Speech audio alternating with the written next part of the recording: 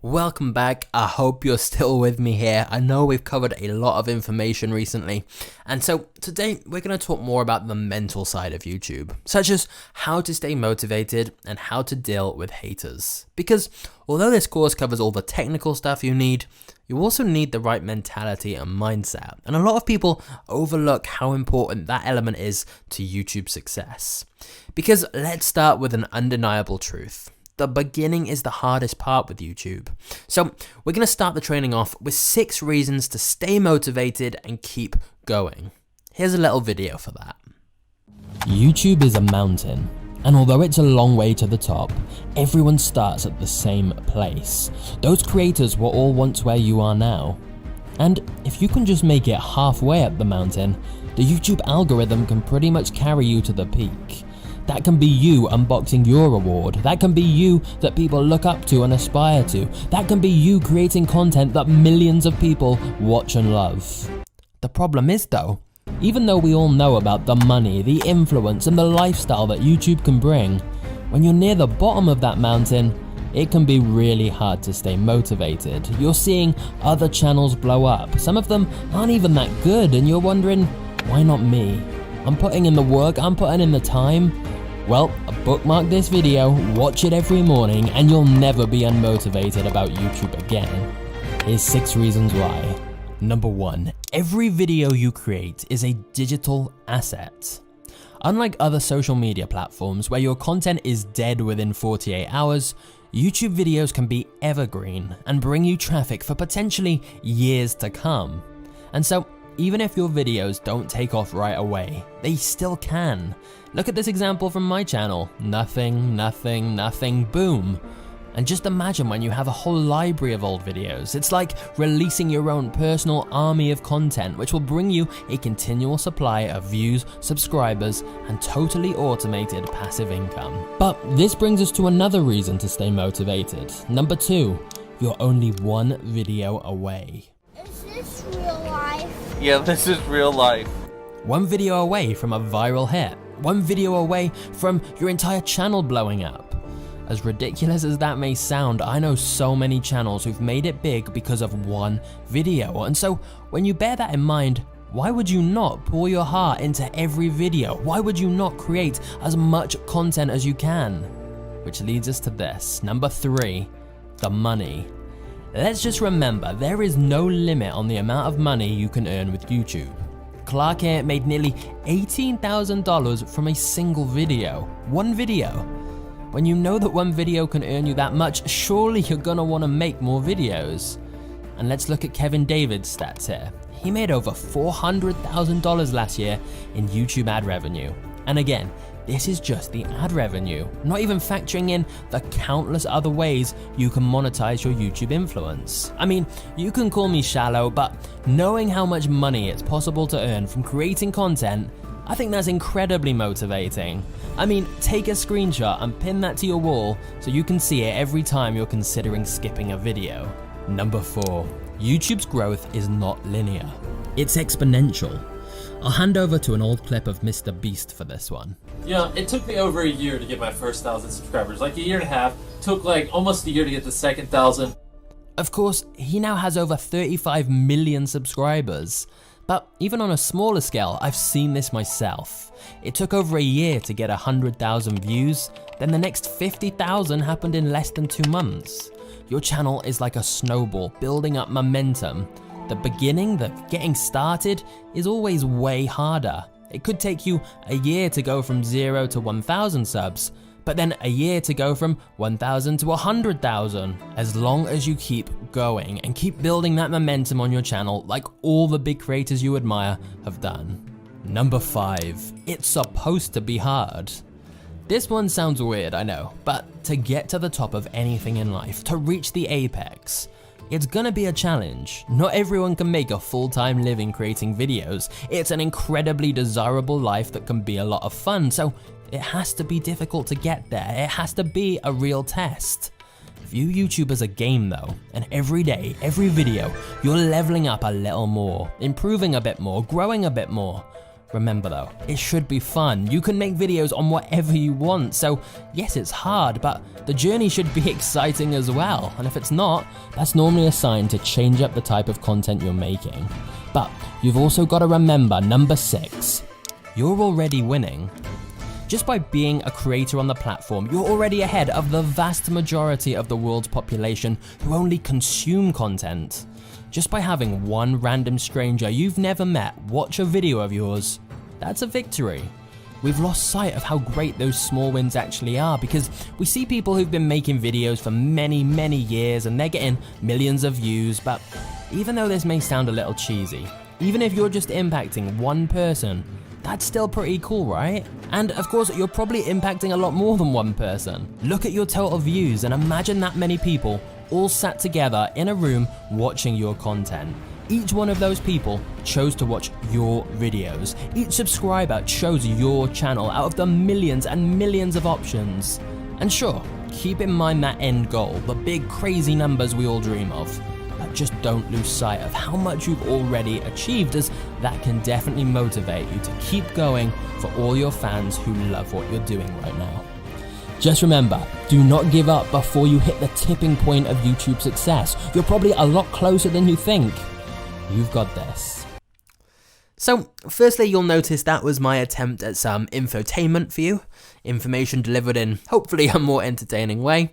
And using the previous training, you can 100% make videos just like that one if you wanted. But anyway, let's recap those 6 mindsets, as there's some extra points I want to add to each one that can hopefully help you even more. So the first thing we said was that YouTube's growth is not linear, it's exponential. And for this, just look at Evan Carmichael. It took him 5 years to get his first 7,000 subscribers. And then in the next 5 years, he got over 2 million subscribers. Now, don't worry, with these strategies we're going to talk about in the next module, you'll get your first few thousand subscribers much quicker than that.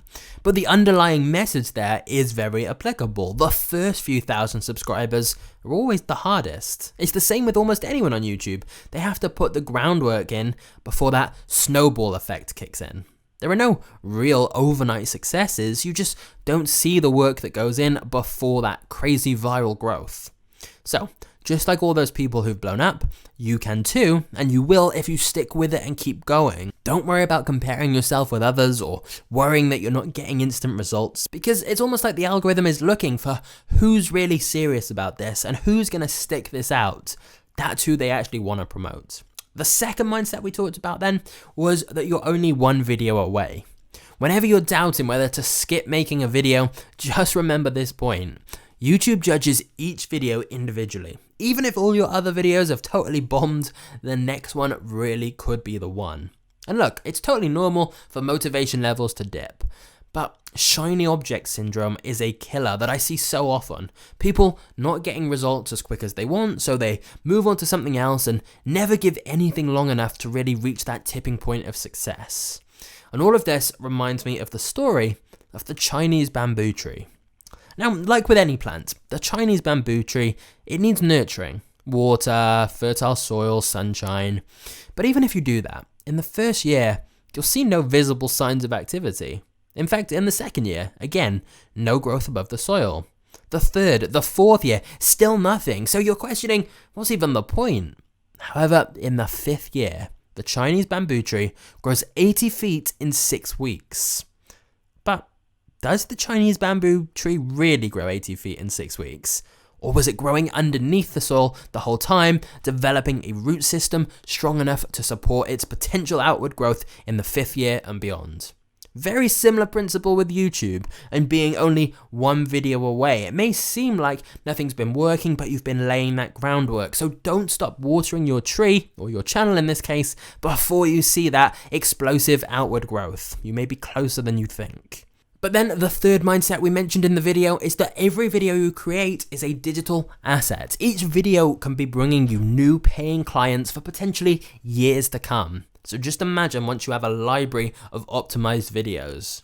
Fourth thing then, the money. You saw in the video how much money you can make just from ads. But remember, we're going to be using our YouTube videos to bring in high ticket clients who want to work with us and customers who want to buy from us. And so once we add in all those extra revenue streams, there is literally limitless earning potential with YouTube, which I think should always keep you motivated. A fifth thing to keep you motivated is the reality that it's supposed to be kinda hard. Just to add on what was said in the video, YouTube is meant to be a challenge and a test, and there will be walls you hit on the way, but the only real difference between those who succeed with it and those who don't is that those who succeed push on even when it's feeling difficult and when it's feeling slower than they wanted. And I do appreciate that YouTube can be time consuming. The thing is though, if we ever say we're too busy for anything, all that really means is that it isn't one of our main priorities, because if it was and we really cared about that thing enough, we'd make time for it and sacrifice something else. And so with YouTube, if you find yourself saying you're too busy for it, it's probably a case of priorities. So remember, it's supposed to be difficult, but it will be worth it. And then the sixth mindset we mentioned in that video is that you're already winning. And the tactic actually mentioned in that video of imagining all your viewers in one room really puts things in perspective, I think, when we see them as people and not just a number. And even if you've literally just posted one video and you've only got one new viewer right now, that's still one stranger who chose to watch your content out of the millions of options. So yes, let's obviously aim big, but just by creating this type of content at all, you are impacting people's lives. Don't forget that. And remember, the power of each YouTube video and each YouTube subscriber is so much greater than the equivalent of a post on other social media platforms or a follower on other social media platforms. A subscriber on YouTube definitely means a lot more in my opinion. That's someone who has chosen your channel and wanting to spend more of their time watching your stuff. So let's now talk about a few extra practical ways to stay motivated. Other than watching this training again, one of the best ways to keep motivation up is the stuff we talked about all the way back in training 1.2 of this course. But in particular, one point we discussed was a success list to track your victories and your successes. Well, I actually think it's wise to make a list specifically for YouTube successes. Because the reality is, it's easy to dwell on any negatives and massively overlook all the overwhelming positives and the progress that you make. So I'd recommend making a success list for YouTube with the milestones you reach, the nice comments you get, the progress you make, the things you learn, and so on. In fact, all those nice comments you get are actually going to be able to be used as testimonials for the products you say later on. So it's a double win, as well as keeping you motivated. But I'm saying this because I think it's important to celebrate the little wins along the way with YouTube, because there'll always be a next level to hit. So sometimes it's good to just take time to appreciate where you've got to already. Plus, it's always really interesting to read that success list back later down the line. And again, it's just kind of a visual representation of how much progress you've actually made, because sometimes we take that for granted. So I think that's a very useful thing to do. But another practical way to stay motivated is to give yourself some accountability. For example, tell your audience or people you know who you really respect that you're going to post X amount in the next month. Because once you've said that and you've put that out there, you're not going to want to let them down. You're going to be pumped to hit that milestone you've set.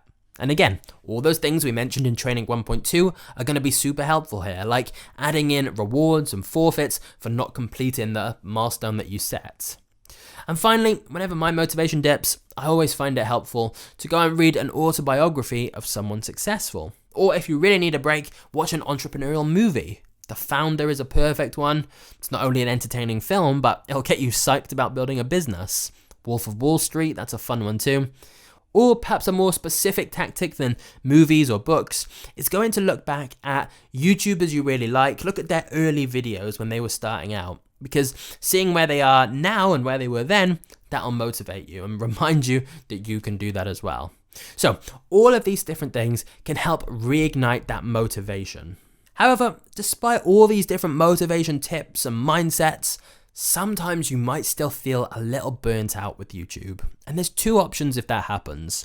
The first is to change your content up a bit. Deliberately make it more fun for yourself, even if that strays away slightly from what you've been doing so far. The second thing though, is to schedule a short break if it's needed. Because YouTube can kind of consume you once you get in depth with this stuff. I know personally, I've got a bit obsessed with stats in the past. And so, although consistent uploading is good, if you do really need a break, even if it's just a week off, you tend to come back fresher and more motivated afterwards, which long term I think is a really good thing because your audience will sense that in your content as well. So if it's needed, don't be afraid to just have a little bit of a break from it. You know, your channel isn't gonna die overnight just because of that. But now the final thing we need to talk about on this topic of staying motivated is the question of, is YouTube dying?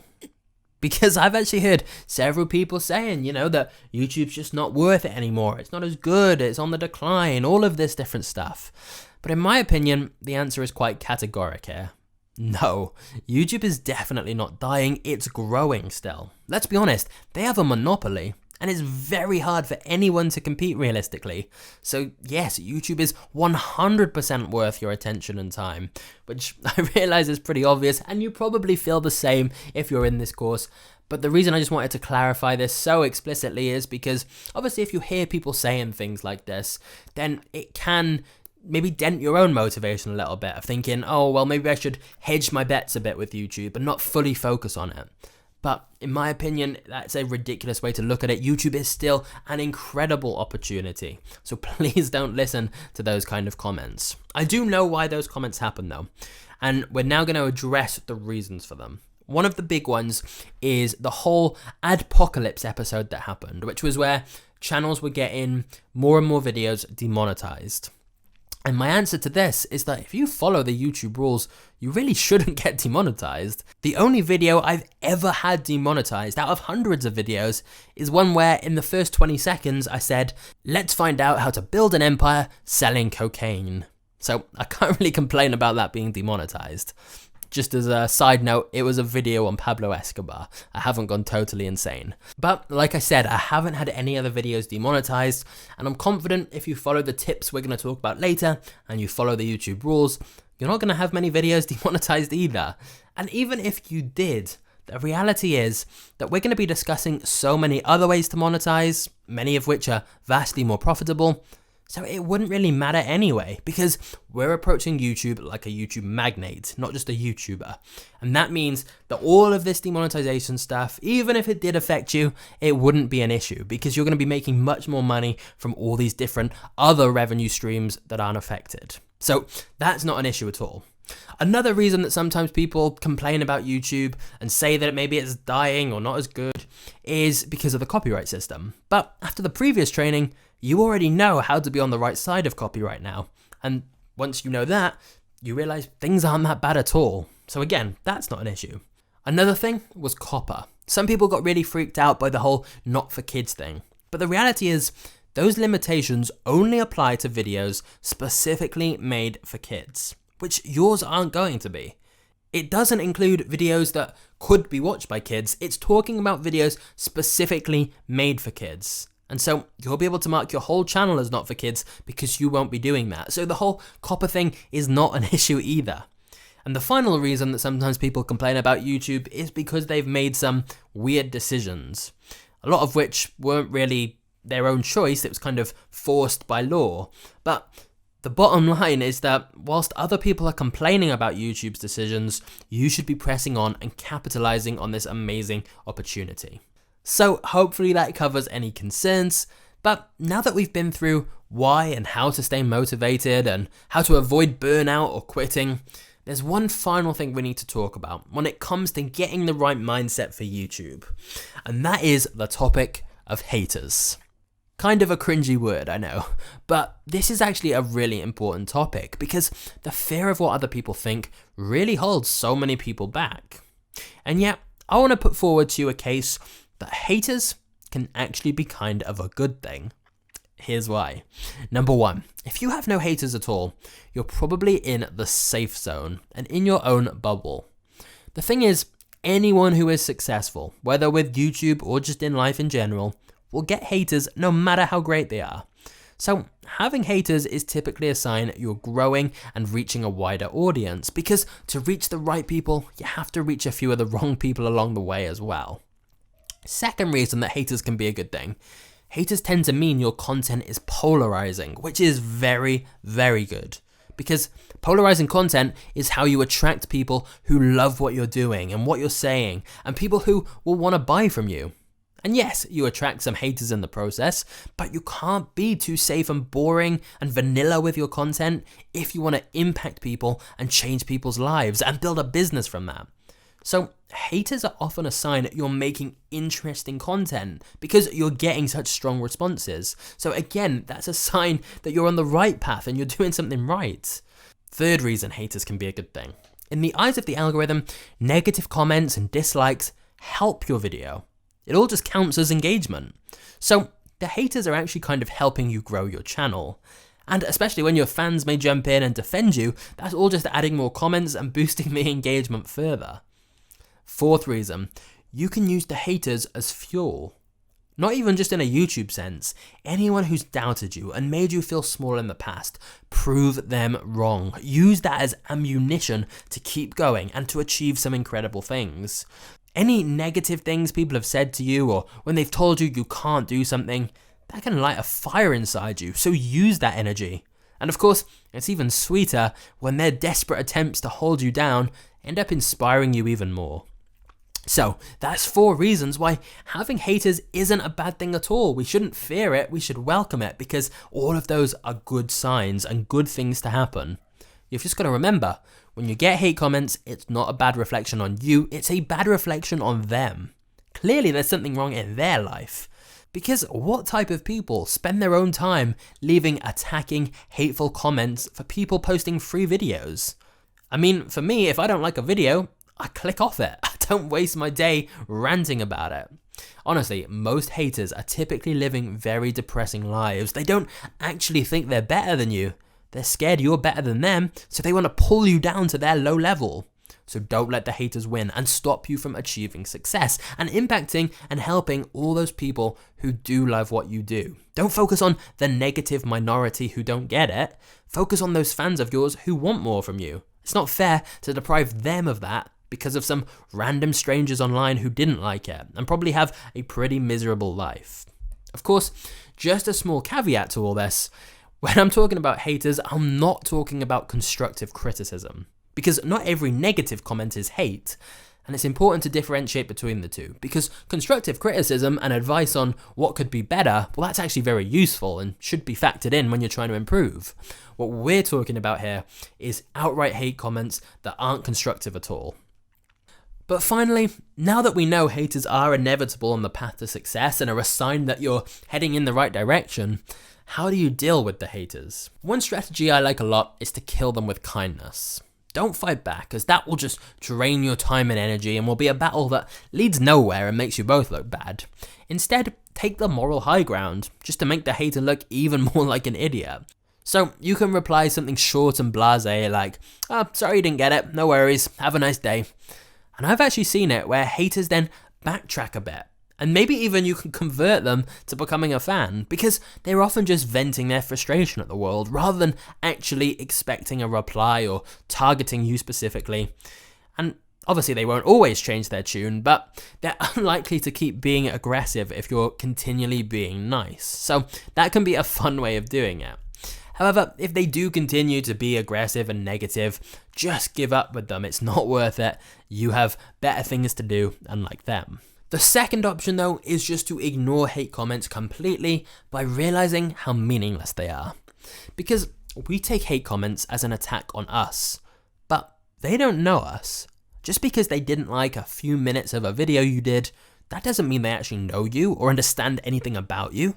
Just because they personally disagree with a small element of something you did or said, doesn't mean their opinion should hold any weight. There's a quote I like from Rick and Morty on this. "Your boos mean nothing, I've seen what makes you cheer." And yet, for some reason, we take this random stranger's comment to heart. Another great quote is that you can be the ripest, juiciest peach, and there's still going to be somebody who hates peaches. You can't please all of the people all of the time. We just have to accept that hate comments aren't really personal, and that their opinion is irrelevant to us and our success. And I don't say this in a preachy kind of way of, oh, just don't let it bother you, because obviously all of our instincts are to fight back and lash out. But as someone who has done that and then wasted a whole afternoon with back and forth comments, I can quite safely say it doesn't help anything. So instead, now when I get a comment like that, something I try to ask myself is, will this still be bothering me in 5 years' time? Because if you picture the life you want in 5 years, and the answer is no, this comment won't matter to you at all, then it's not worth worrying about right now. So focus on that future you want instead, and focus on what you're working towards, and then it makes you realize how insignificant this random comment actually is. A very, very final strategy for dealing with haters though is to own your insecurities.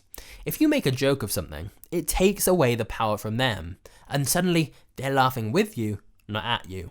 Because once something has been pointed out, it's not really an issue. You can just move past it.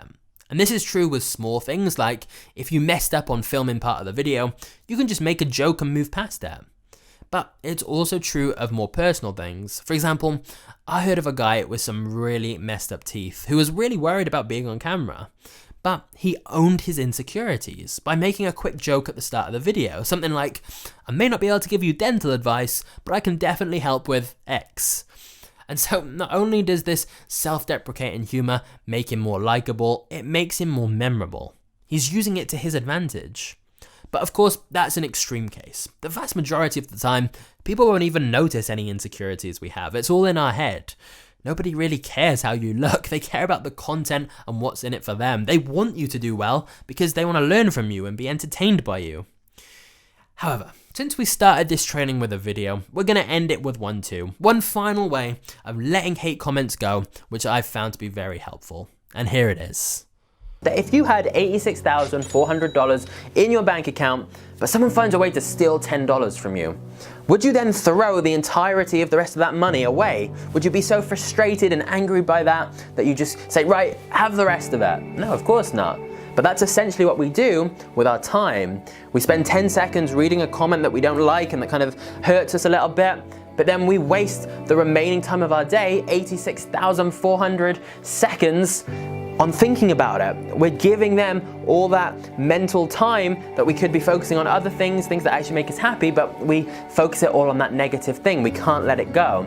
And so we have to realize how ridiculous that is, and the money example just kind of highlights that, okay, we've read something for 10 seconds that made us feel down, I'm not going to waste any more time on that.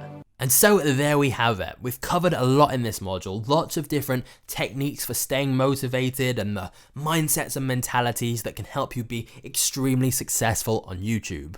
And now we'll be going into the final part of module 2 in Training 2.7 with some next actions to actually start implementing some of this stuff from this module. But then we'll be into the really, really exciting stuff, which is growing your channel in module 3 and monetizing it and scaling it in modules 4 and 5. So I'm very excited to get to that, and I will see you there.